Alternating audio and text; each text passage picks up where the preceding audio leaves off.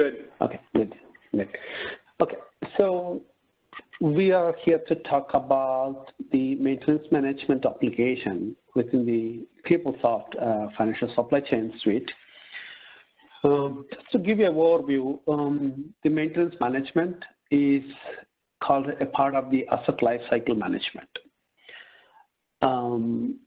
As part of the asset lifecycle management, we get the PeopleSoft asset management, the maintenance management, the lease admin, IT assets management, and a little bit of project costing. That's what you get as part of the asset lifecycle management. Okay.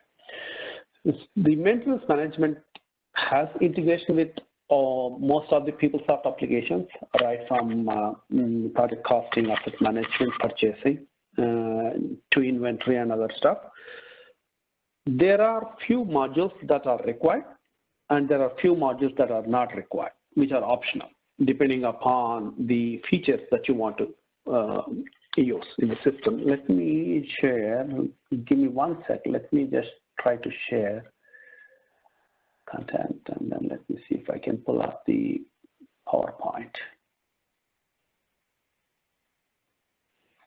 Just bear with me for 1 minute. Okay. So you should be able to see the PowerPoint presentation at this time. Okay. Can everyone see the screen? Yep, it's up there. I see it. Yep. So this is we call it a integration diagram of PeopleSoft maintenance management. In the middle, you see the maintenance management. It can integrate to a Microsoft project. Again, it's not required, but it can integrate with the Microsoft project. And if you have any external, what you call condition-based monitoring systems, like, we have an automobile that needs to be serviced when it hits a mileage, or a fleet vehicle. So that's external condition monitoring. Then you have, on the right side, you see most of the PeopleSoft applications, the inventory cost management, which would be used if you are issuing the inventory to the work orders that you're going to fulfill. Similarly, there is the e-procurement. The e-procurement is to basically, if you are trying to procure the material or requisition the material that's required for the work order, and that's where e-procurement comes into play. And you see the purchasing, it says required, because typically a work order does require material. So you integrate with the purchasing and to buy the material. So that's why it says it's required. The accounts payable, it says optional, because the maintenance management itself does not push anything to accounts payable directly. The next module that is required is the asset management, as you can see, because the maintenance management is always for an asset or a facility or a building that you're trying to service. Then you have the CFM, facilities management stuff, which is not required. Again, you have HR. And if you're going for more sophisticated scheduling, then you do need the integration with the HR. Then you see the project costing is required, because project costing is the one that actually tracks the cost, and it has the ability to charge back to different departments or business units if you wanted to charge the work order cost. Then the GL itself is not required, but I'm sure you all have GL. So, but maintenance management does not send any entries to GL directly. It always goes through project costing or the accounts payable or inventory and asset management. So those are the 4 places where the accounting entries get generated. Okay. Any questions before I jump on to the PeopleSoft screen on the integration? No, I think that's good. Okay, good. Okay, so let me jump on to the browser. Okay, so now let me know if you can see the PeopleSoft screen, please. We got it. Yep. Yep, okay, I see it. Good. Okay, good. Okay, great. So what I wanted to bring up is briefly, I'm going to bring it up once. I'm not going to talk about are not going to use it during the course of the demo. This is called a PeopleSoft Work Center. Okay. This is completely configurable based on the user or the roles. A work center is a place where you can include the links that a specific role or a user needs to see. For example, if somebody is only dealing with scheduling of resources for the work order, they need to go to the scheduling part, and somebody is really looking at the service request part, which is a call center agent or someone, they can be pointed to a service request kind of a pages.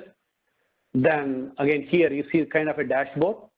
All these dashboards can be developed based on whatever is city's needs. And these dashboards are again attached to either a role or to a user. So whoever is logging in will see the information that they are interested in. Not everybody sees the same thing. So it could be different. So the work center is also a one page where you will come in and then you always work from here. You don't have to go anywhere. And each of these links here will take the user to respective places. Okay, each of these. And then they can also access the reports and queries that you could see. And again, all this is, we call it a configurable, which means we define the work center based on the needs. Okay. So I'm sure you may be using some of these work centers and dashboards in your existing applications. So I just wanted to at least bring it up to see if there is any questions before I move on to the application itself. Okay.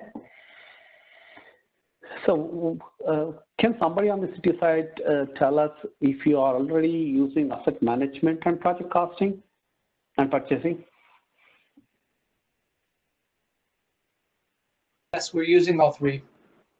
All right, great. Okay, because those are the three that's required. So it's good to know that you already have those. So I can fairly speak about the functionality that comes up from those things. Okay. So what I'll do is we'll start with a service request. A service request is someone in your help desk or somewhere sitting and then logging in the request. Of course, it can always be logged by the users, or it can be integrated, with a service request kind of a tool like a ServiceNow or some other stuff. Okay. So a service request is pretty simple, as you could see.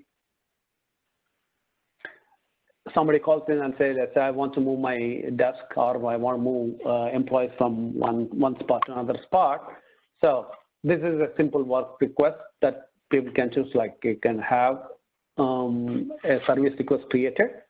And this essentially contains the whom to contact and then what they need. That's all the service request is. And they can attach the documents if needed. And when the service request is logged, we can actually create a work order from here itself, or we could actually go to the work order place and then start building the work order from there. Okay, so you have a service request kind of a tool, right, currently in place? Correct. We use ServiceNow for most of those things, although that's getting phased out. But yes, and it does not at this point integrate into PeopleSoft at all. Oh, okay. Yeah. So the integration itself is not built in, but that's a definite possibility because some of the service request software like ServiceNow probably have more capabilities than this simple service request feature within PeopleSoft. Okay. So this service request, we can launch a work order from here, or I could go to the work order screen itself and then bring it up from there. Okay. Let me go to the work order, and then actually that's where most of the discussion is on the work order place. And then of course, if we are actually going back to service requests, then you have an inbox. So this is inbox is for someone that has been assigned a service request. So this is the agents logging in. Let's go to the work order. In the work order, there are two ways you could create a work order. One is called an express work order, which is pretty straightforward. Doesn't require a complex scheduling tool for assignment, those kind of things. So express work order is very simple, but let me bring up the actual work order, which is where I think you would be interested in. For the sake of demo, since we had only 90 minutes and there's a lot of items to cover, and then you may have a lot of questions. So I just went ahead and created some work orders that I can just walk through, and then we can have a discussion. Okay. So let's say, for example, I bring up one work order. A work order, when it starts, okay, this is the header of the work order, and you see the work order business unit, and then a work order when it is created, and this is work order status is created, and you have the start and end dates of the work order, when it will be supposed to start, supposed to end. These are important because the farther level down, when you talk about scheduling the resources or anything, it always have to be within these 2 dates. Okay. These dates can be changed. Once we create a work order, something happens, like there is a delay in getting materials or the labor, we can always change this, but whenever we try to do anything here, it always tries to validate that whatever resources we are assigning are between these 2 dates. Okay. Similarly, the total number of hours assigned here is validated against the lower level. And a work order has a status, which right now this is the approved status. We have an extensive workflow within the work order. The work order can be routed for approval if that's what your process is. It could be based on the work order type. It could be based on we call it a shop, which is the service group. So there are a lot of parameters, and sometimes it could be based on the cost. It could go to different routings, and multiple levels of approvals are supported. And I'm going to show you the workflow, how it looks like. Okay. And each work order has, this is a header, and then you have the tasks at the bottom of the screen. As you can see, this is task number 2. I deleted task number 1, but you can have as many tasks as you want in a work order. Okay. And in the work order, you could have an asset type that you need an asset, and then you could have, let me go into a work order is actually mapped to a project and project activity. This is where the costs will go eventually. All the material costs, the AP costs, all those go into this project and activity for either analysis or for chargeback.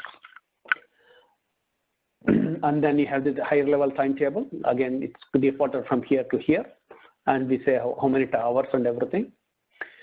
And the rest of the stuff is what assets you are going to use as part of this work order is maintained here. So and then you have something called a problem reporting. So if you are using very sophisticated tools, you could define, we call it a problem group. It's a tree, basically. Here is a problem group, and here is a problem, and here is what causes it, and here is the resolution. Okay, so that's based on your historical experience. If somebody says, "Oh, my fire alarm is beeping," so we know the problem could be, a faulty unit or a replacement of a battery. So that's like a problem group and the resolution. So when the work order is assigned to a technician, they can always look at what are the previous or any incidents that are very similar to this. That's what they can do. So let me jump into the requirement. Requirement page is where we actually enter what do we need to perform this work order. Okay. You would see here, we have a labor. So one of the requirements is that we need labor and how many hours we need. So we are saying we need an inspector. So this is an inspection kind of a work order. We need an inspector for 20 hours, and we need an electrician for 8 hours and a plumber for 8 hours. I just made up this, not necessarily that you have to have an electrician, but anyway. So this is a labor requirement. And similarly, you could say I need the inventory. What do we need? Okay, we need the inventory. We need the gloves to perform inspection. And similarly, do you need any materials for this that are not in your inventory? Okay, so this is what we call it a purchase order material. That means you want to issue a purchase order for these materials. So that's what these purchases mean show. Then you have the tools. And here is what if your tools are maintained in asset management, you could add the tools as a requirement. And each tool can be costed for using the tool. You say I use a particular tool for 20 hours, and what's the cost of those 20 hours of tools usage can be sent to the project costing. And again, those work order costs can be distributed as we want it. So then if you have any, the rest of them are informational, if you have any instructions that need to perform. So this is just information, nothing to do anything. And you can maintain checklists, and then each checklist step can be marked as required. Until a step that's required is marked completely, you cannot activate approve the work order. And similarly, there could be attachment, there could be inspection plans, all those things can be maintained. Okay. So let me go into the labor itself. Here, it's coming back to labor. Okay, let me stop there for a minute just to see if you have any questions before I proceed. So Josh, is this looking like something you guys were interested in? Yeah, so far it's looking pretty interesting to me. I love how it keeps all the information together in one spot. Okay, awesome. Great. Okay. Then I have a question about the approvals. I know that we had an option in ePro to approve at the line level or at the header. Does this have a similar option? So where we have the option to say you're going to approve the work order as a whole or not at all. Right. Is that possible to do? Absolutely. Okay. Cool. Yeah, as part of work order, we also have a couple of options. Right now, you say you have an asset, and then you don't want to do anything with the asset. You also have the option, you want to retire the asset, or you want to install a component, so it adds the cost to the asset. So there are options to kind of alter the asset from here, not alter, I would say enhance, you can add cost adjustments, or you can remove or retire the asset. All that is possible, okay? And then what you could also do is here, this labor, right? So we have said we need an inspector, okay? When we need an electrician, we need a plumber, okay? So when you go to scheduling, you could actually have the system recommend the resource that can be staffed based on their trade or based on their competencies or qualifications and availability. So the system has the capability to recommend what could be an assignment, and we'll get into that in a minute, okay? And for every resource that you have here, there is an estimated cost here. As you could say, for example, if I wanted to add another role, let's say I need a painter, for example, and say we need one painter for 20 hours, okay? And then you can see this is coming from rates we maintain in the system. And you could always alter. If you are billing it, what's your bill rate? Bill rate could be to another department or another business unit within the city.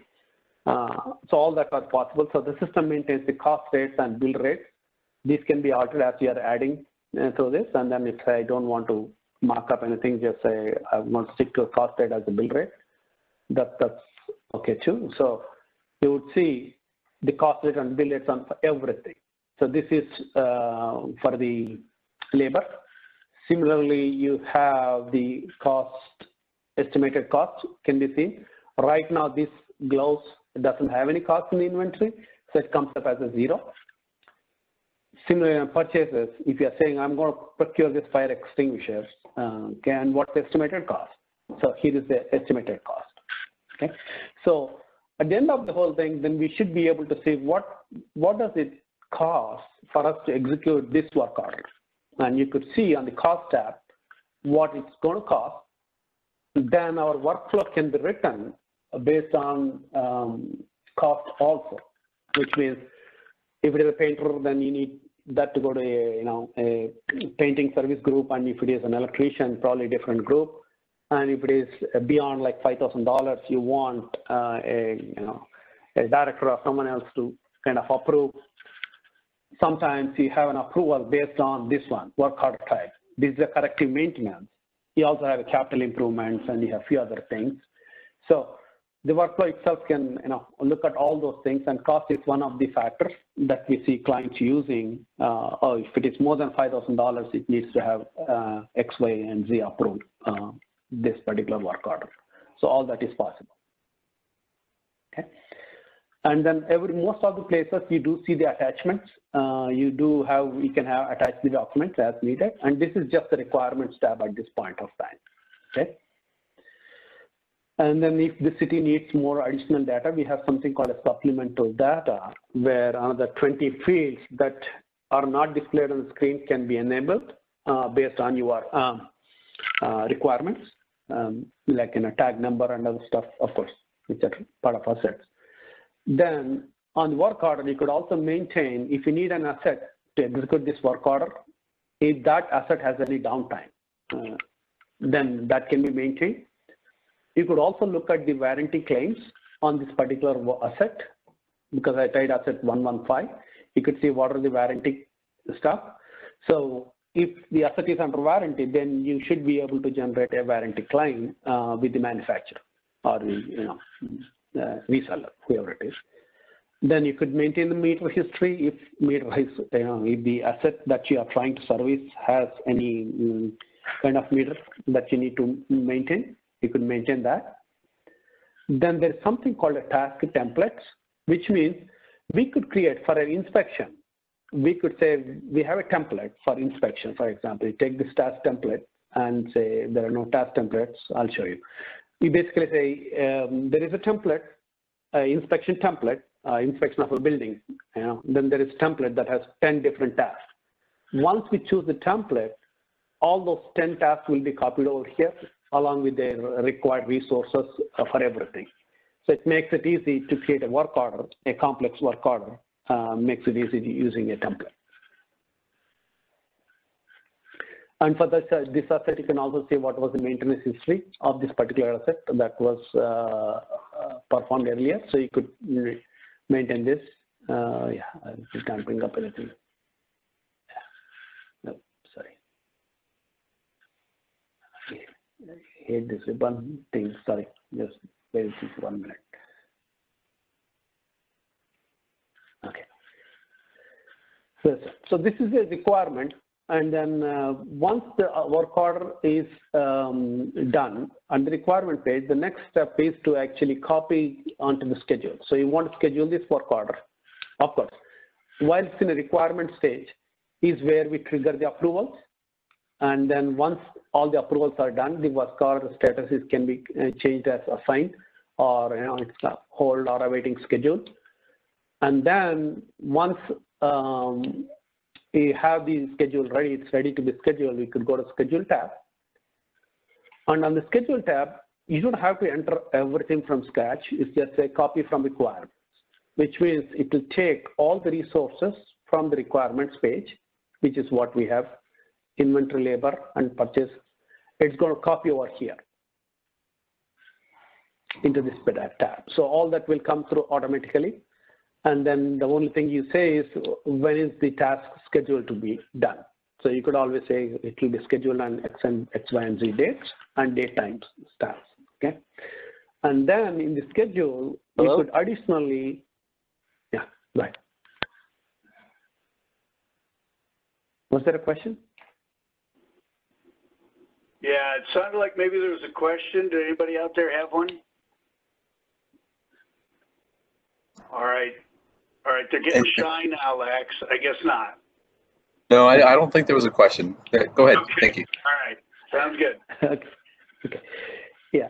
So I'm on the schedule tab right now. So what we could do is we copy over everything from the requirements tab and schedules instead of re-entering. So everything comes here. Of course, on the schedule tab, we could add more resources if we think there is a need for more resources, either material or inventory or purchases or labor. So all that can be added here. And then on this tab, so if you add one more, then you have the ability to specify where it needs to go, for example. Okay.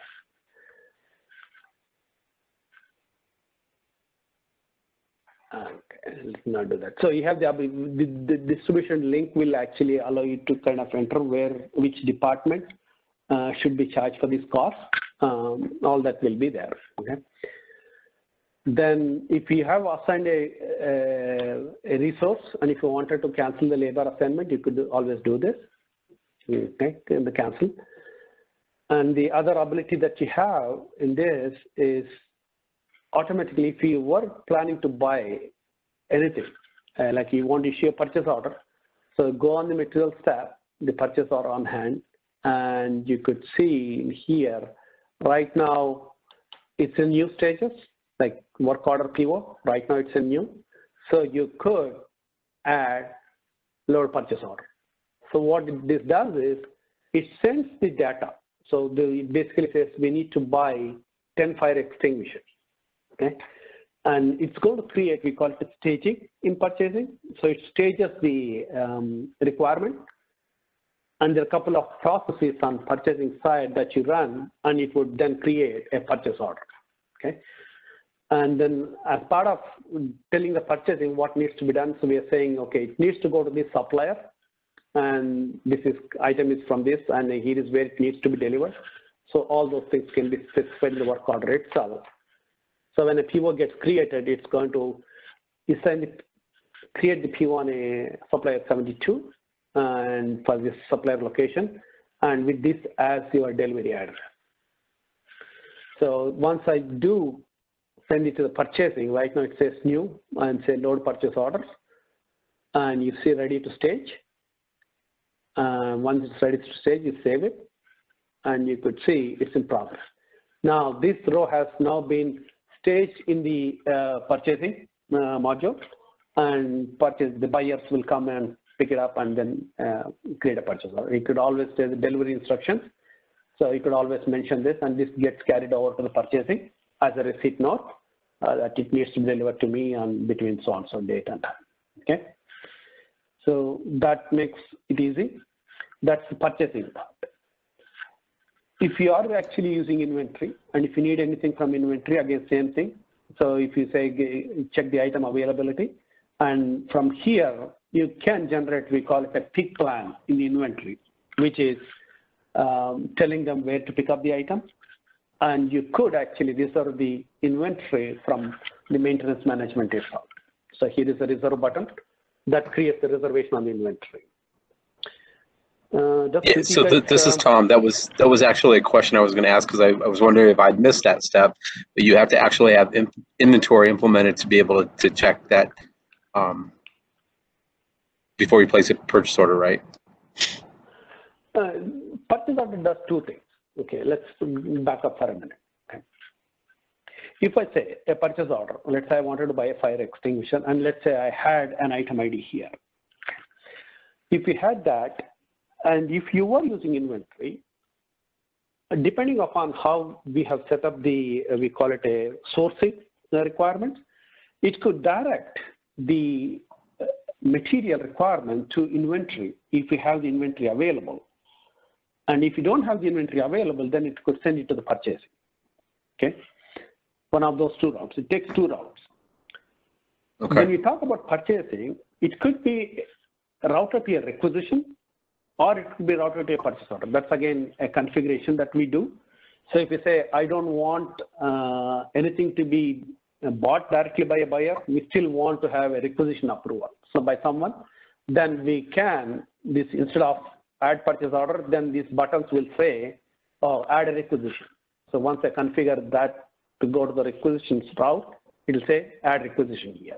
And it will say load requisition. So right now I set it up to go to purchase order.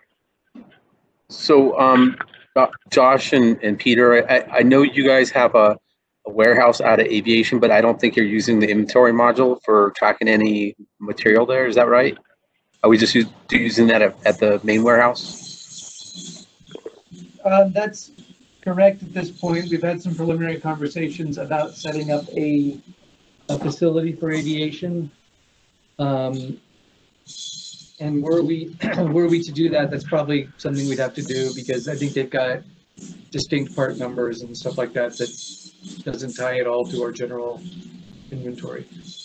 Okay, but to use this functionality before you went off and created a purchase order for something that you might have in inventory, you might want to set that inventory module up to check there first, right? Right. It kind of, it looks like it would work kind of like ePro. It'll check inventory availability. The challenge would be we'd want to make it scalable. So probably depending on what business unit they log in as would be what inventory they check. Because aviation has their own stuff. It would be lovely if we scaled it so that other departments could also make use of this if they have the sense to do it. Okay, yeah, that makes sense. Yeah. Okay, very good. Thank you, guys. Yeah, I think that's a very good comparison. The routing to inventory or purchasing works exactly like how ePro works, right? If you put in a requisition, and if the requisition is an inventory item, and if there is a stock available in the inventory, then the requisition is routed to the inventory, pick plan, reservations, and everything. If you don't have enough balances, then it would actually send it to the purchasing route. And this is exactly how ePro works with requisitions. Very good. Thank you. Mm-hmm. So yeah, I'm right now on the scheduled steps, and you get a feel of it. And then here again, going back to the requirement, as I said, you could have very sophisticated requirements. Like an inspector needs to have 10 years of experience with this, and they need to have certain competencies to be picked up from here. So all those things will be there, and there's also a system-generated recommendation here. These are the resources available. You can see the recommended labor. If you set it up, you don't have to, but if you set it up, the system, you click on this button, it will tell you these are the resources available during this time frame that have these competencies. So all that can come through. Okay. Then, okay, this is the scheduling. Where would those competencies be stored? Would that be something like in ELM or in the HR module, or would that be something that's in an external system? PeopleSoft Financials has a module called Resource Management. Okay. Okay. So if we had that, then we could do that. Right. Yeah. Resource management generally, if you enable it, it generally integrates with HR. But in the resource management module itself, we can maintain the competencies. And resource management module can also track the calendar of the resource. So then you know who is available, who is not available, and their competencies. Okay. So these are all good points, and Andy and Peter and Josh, you guys are kind of keeping a list of the scope if we decide to go forward with something like this, all the different things that we're going to have to get set up. We'll have to make sure to include those in the scope of work. So just keep an idea as we're walking through all of these things, what things we have in place and what things we don't have in place. And then we can talk about it after the demo internally amongst ourselves. Okay. Question for aviation: how relevant would that be to you guys? I mean, you have a staff right now that's finite, and you kind of know what they can do and what they can't. Is that functionality going to be of interest to you? I think it might be to the building maintenance folks, but we don't actually have them on this call. I thought that maybe Richard couldn't make it after all. Okay. But I think that they would be very interested, actually. So I think we should keep it in mind as we consider it in the future. Okay. Yeah, I mean, it sounds like really quite cool functionality if we have the je ne sais quoi to set that module up and maintain it. That's the trick with these things. So, okay, thank you. Okay.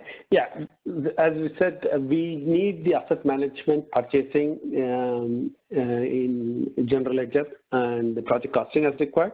Any other module would be enhancing the core functionality. Like if you have the resource management, then you can get the competencies, all those things for staffing or assigning resources. Similarly, if you have inventory integrated, then you could have the inventory cost accounted against the work order. Similarly, if you have a few other modules, then it can do a lot more. So I think it could think about taking the baby steps, saying, okay, you need the core functionality, then keep on extending it. Okay. Okay. Once this work order is ready, then we can change the status is assigned, and then once the work order is completed, and then there is actually workflow behind it. As you change the status to assign, you want whoever is assigned to be notified, and system can do all those things. So that's all configurable workflow, very similar to the e-procurement workflow.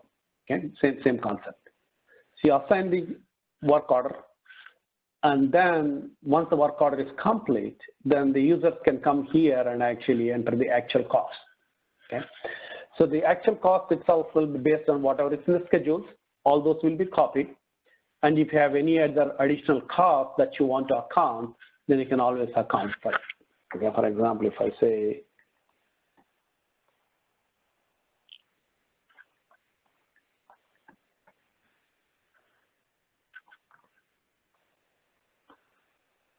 so you can enter the actual cost here, and then you can see the cost. And if there are any miscellaneous costs, then you can always add it here. So there's a lot of flexibility in adding costs and everything. And once the costs are entered here, these can be sent to the project costing and every other place where it needs to go. Okay. Actually, what happens is once the work order is assigned, the users actually, once it's executed, you come to a work order completion component, which is a different page. So you come in here, and here is where you can say, I have completed the work order. And you can see these are the labor costs. You could enter the actual date and time.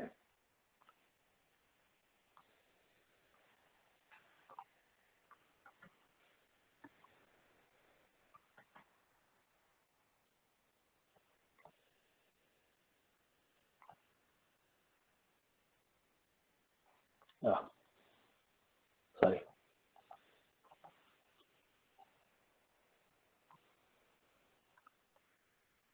Let's say 4 hours here.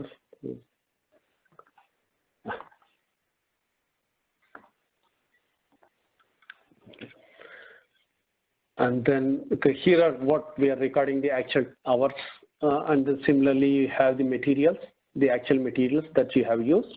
You could always say how much I have used. So I have used 4, and similarly here I have used 10. It could be different. So those things, then what happens is and here is the tools usage. If you used any tools, you could always mention how many tools or like what tools you have used, what asset ID, and there is a tool cost. Okay, all that thing can be entered and return to work order completion, and then you say submit for posting. Okay, so what this does is the submit for posting. It does 2 things. One is there is a labor resource that we have used on this work order for 12 hours. There is cost for this. So it stages this time of 12 hours to project costing. Okay. And similarly, if we have used any tools on this work order, it's going to stage the tools usage to the project costing. So when you run the project costing interface from maintenance management, you get the time, you get the tools usage. Okay, that's what this submit for posting is doing. Okay, and the mass change here is to basically say I've entered it once, and then it basically copy for every line at the bottom. You have 20 resources, you can enter it only once, and then you can say you can update all 20 lines together one time. Okay, so that's what that mass change does, and then once it is done, we say it's complete. And at this point of time, if we have set up the users to be notified, or based on the workflow, then it can notify the users, whoever needs to be notified. that a work order has been completed. Okay, so you could say go, and then it's done. And then you could put notes, and then you say notify the scheduler. So a scheduler of this work order can be notified also.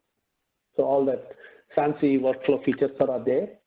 So you'll be able to leverage whatever workflow you see in the procurement, similar concept. We call it AW workflow. Okay.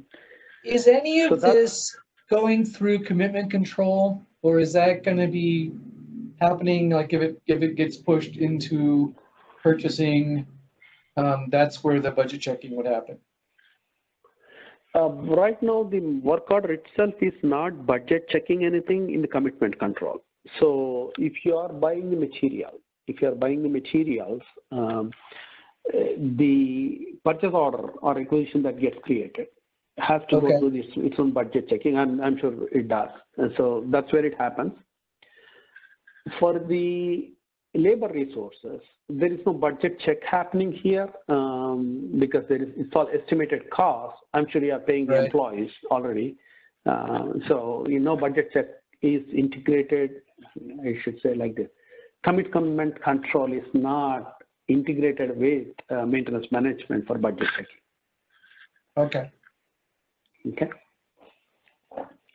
Is it like, as far as time cards and stuff, that would be, actually, I want to ask that question, that's too tedious.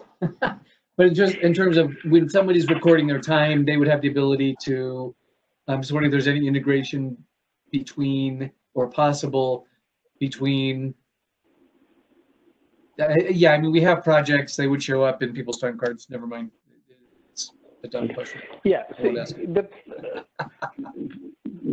okay, yeah, you record the time two different ways, right? One is if you go through the time and labor, which is your payroll application, that's one way to record that you bring to project costing. That's one way. The second way is PeopleSoft has a module, we call it expenses. It's called travel and expenses, not time entry, but it has a time entry feature. That's where you could enter the time in project costing. That uses the project and activity is what actually gets linked here into the work order. So that way you could get the time from there, or you could record the time here and have it stage the project costing. Both of them achieve the same purpose.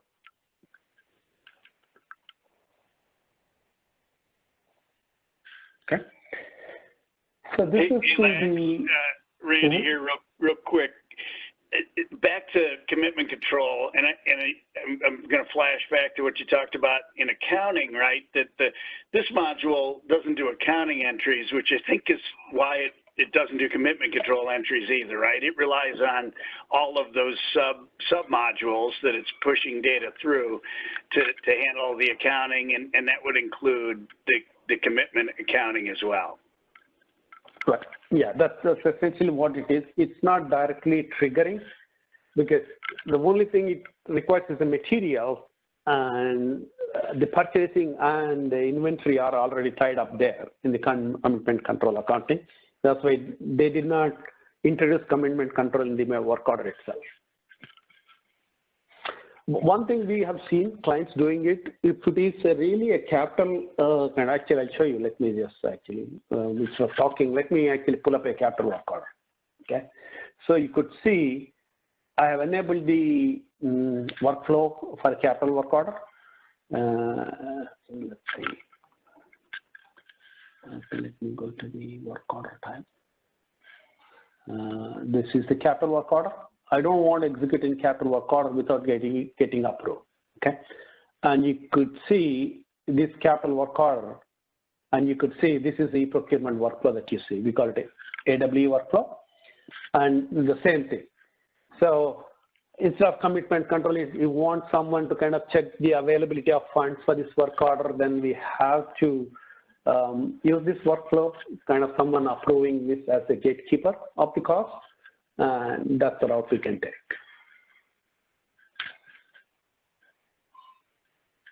And that's kind of how we have to deal with it currently, particularly with capital. We just route the requisitions to our CIP group, and they have to look at it.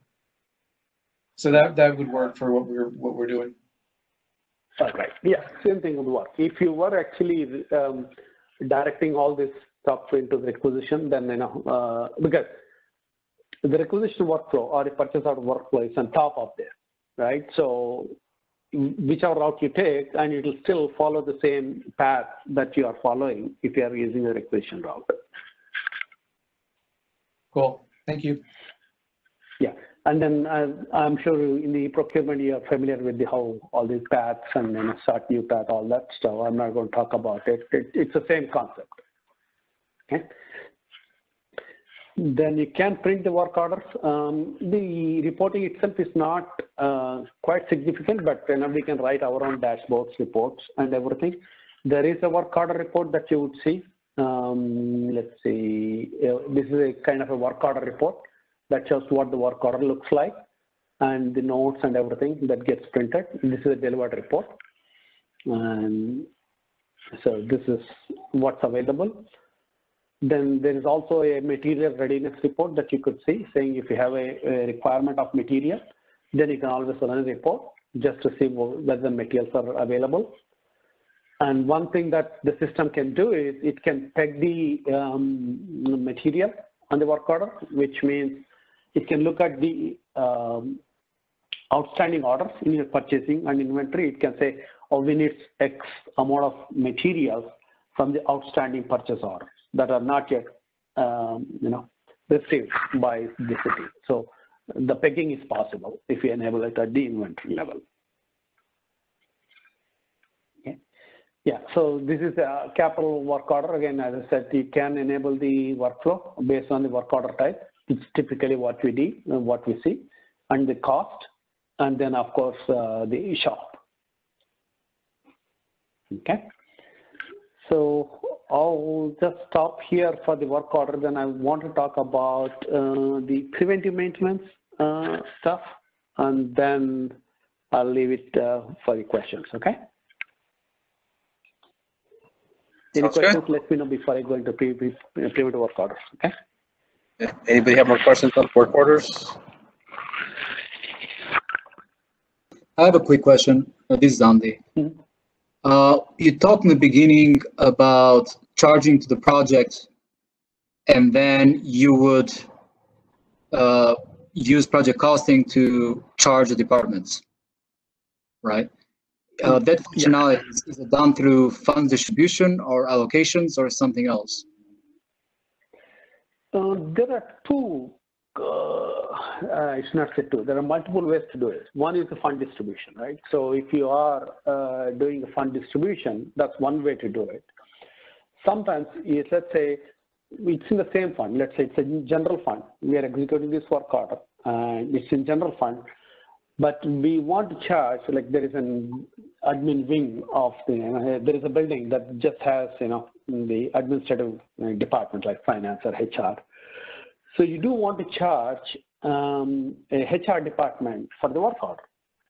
So that is not what we do in the work fund distribution. So what we do is we have something called a chargeback, which means there is a project costing accounting. We call it a PC accounting. So we set up something called a sharing. So you have the cost, and you can say, I can share this cost with X, Y, and Z departments based on whatever my rules are, like 50% or 100%, whatever the rules are. So one department gets debited, the department that has the resource can get the credit for the labor. So that is possible. That's over on top of your fund distribution. We call it a PC chargeback. And there is, of course, there's always allocation.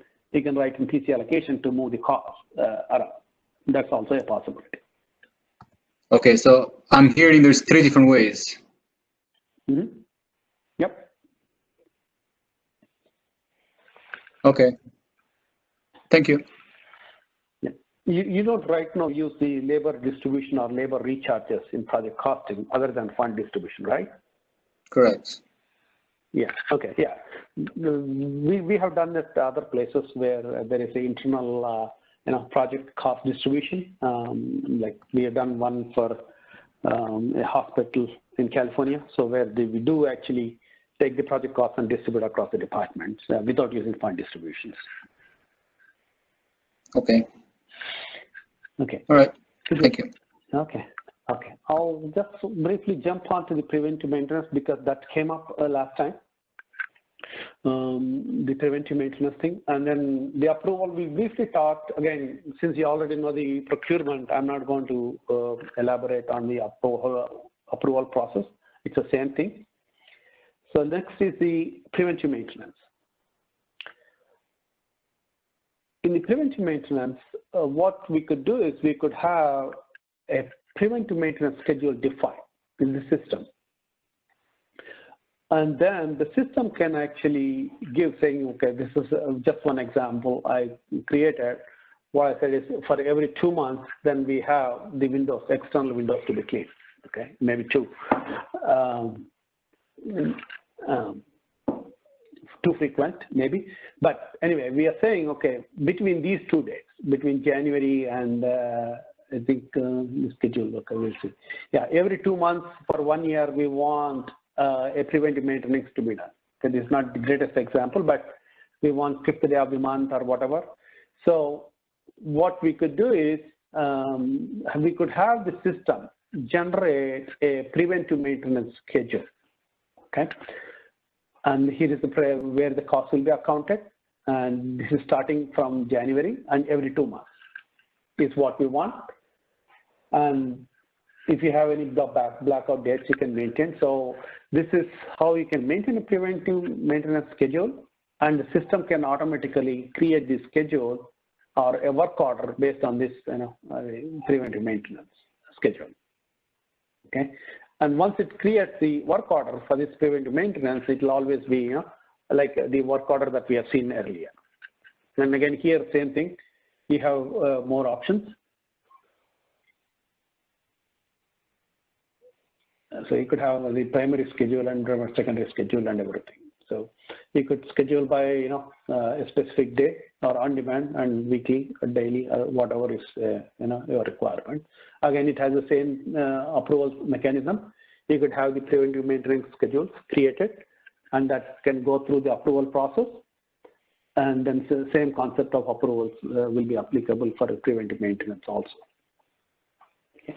Then if you have any meter-based schedules, again, same thing. If you have a fleet and you want to maintain, you could maintain that one as well. Okay, this is a very simple one.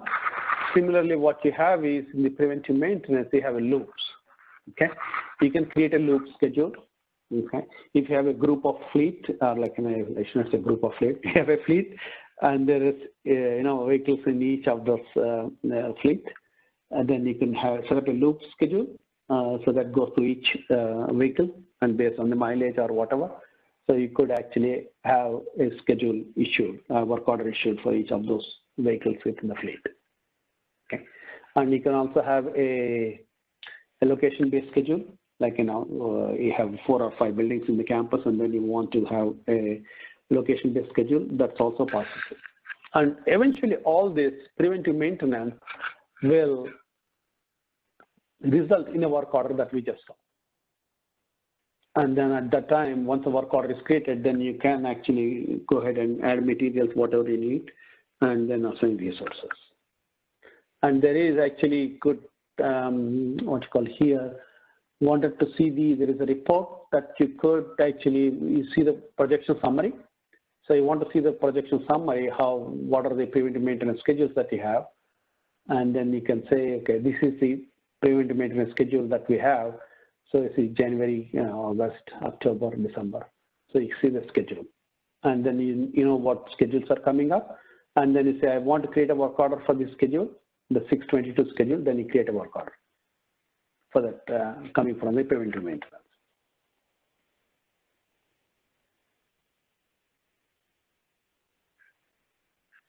Okay, so right now it's creating a work order for this particular PM schedule.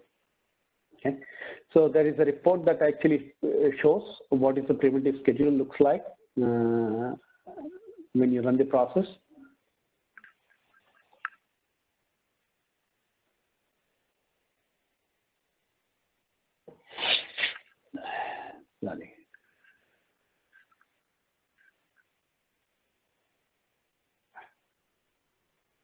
I'm trying to show you the report that I've just done.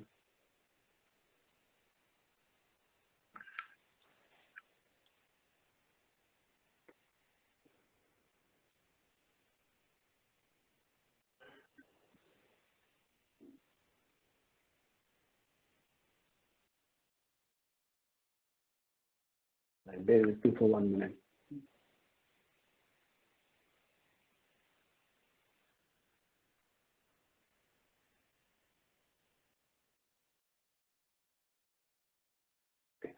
Here is the preventive maintenance schedule, and then in this example, I had only one schedule, but it will print the schedule saying when is the due date. Then you can print this report, and then you can see the schedule, the preventive maintenance schedule. And from the preventive maintenance page itself, you will be able to create a work order, or you can run a process for the system to automatically create. Here is the projection details, and you run run projection, and it basically creates the projection. You run the preventive maintenance. This is the one that can automatically create the work orders based on whatever you selected. We wanted to select the for this one, automatically create it. It automatically create the work order for us.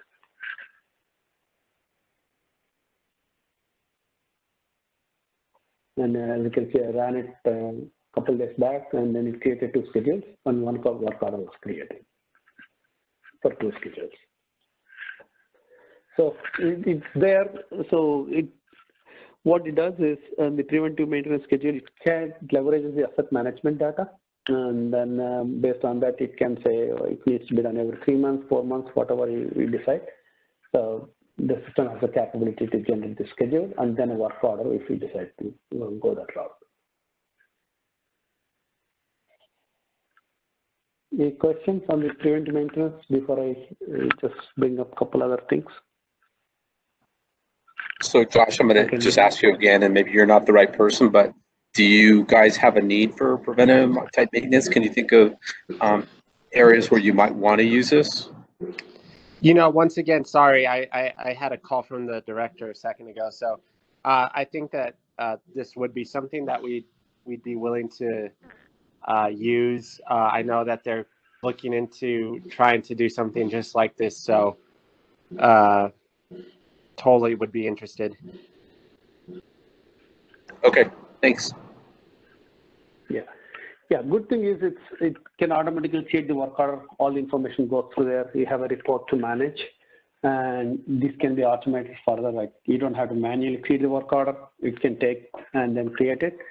And the good thing is then you could see what are all the things that got created. For example, if you go to your work order, then you can always pull up the work orders by the work order type, which is preventive maintenance is one of the work order types. You could see work order management, work order.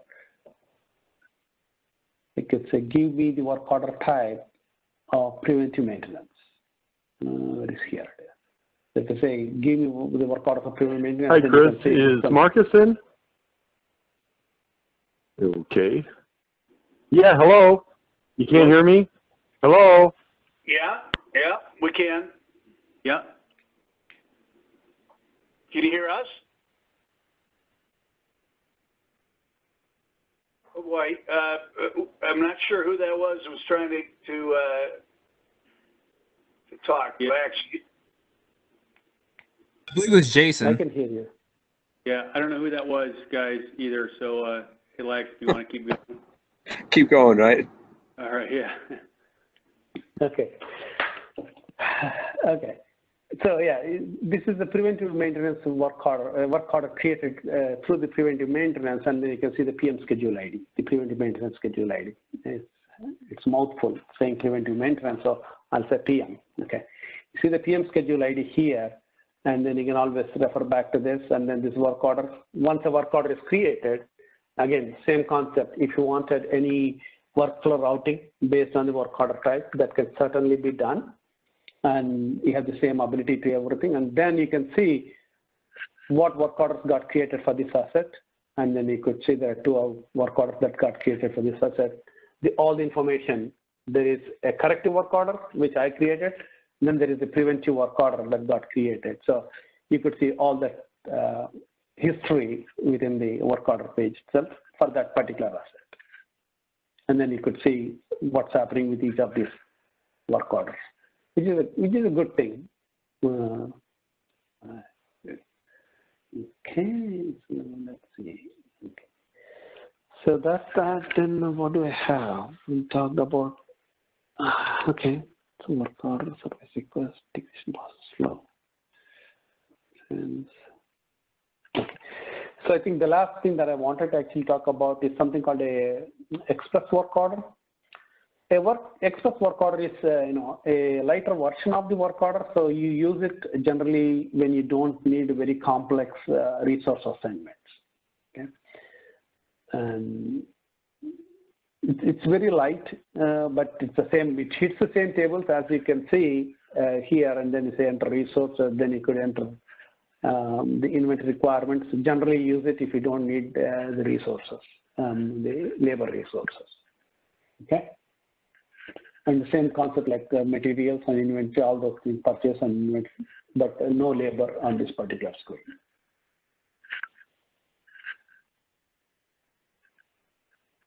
Okay, so that's the express work order, but they essentially have the same thing. In terms of reporting, let me just take briefly through the reporting stuff. And then one thing is there is something called workbenches. If you are familiar with your sourcing workbench or buyer's workbench in procurement, then the same concept here. There are workbenches for crew scheduling, technician workbench. So that makes it a single page where each of those users will be operating on. So we have same concept of crew scheduling workbench for a supervisor, then a technician workbench that actually work on the work orders, okay, and the labor assignment. That is there. Then last thing I want to see is then actually here, okay, in crew scheduling, then you can generate the capacity plan, how much of, let's pull up the resource and then see. You could pull up the resource calendar just to see what it is, and then who is available, who is not available. Again, it all comes to a more fancy way of using the resource management.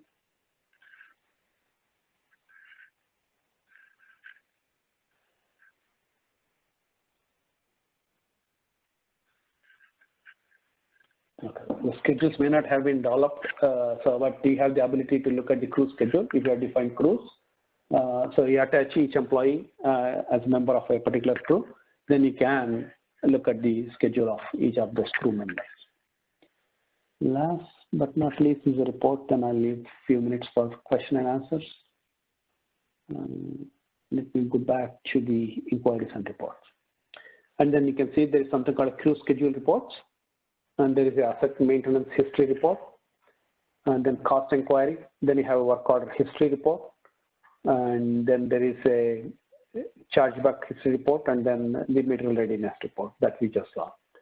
There are about 6 or 7 reports available to manage your work order. Anything above beyond that, we can build using a dashboards or work center concept, queries and everything.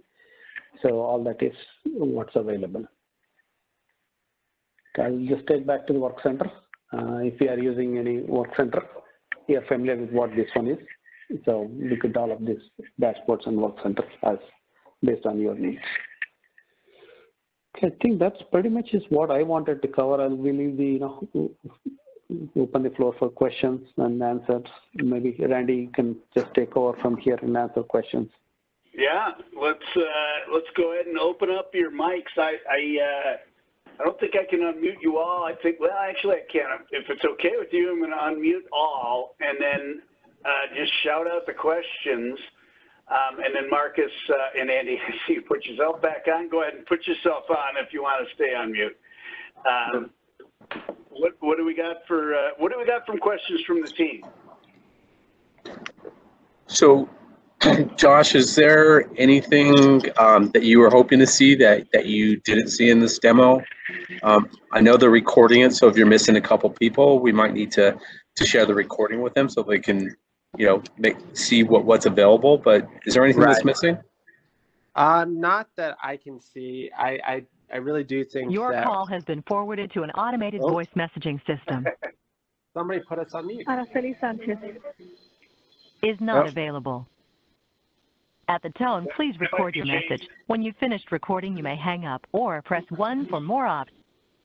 To leave a callback.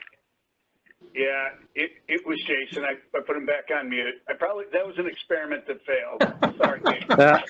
That's what we get for unmuting all, right? That's fine. I've never I muted all this morning, but I've never unmuted all. So. Yeah, well, I rolled the dice and came up snake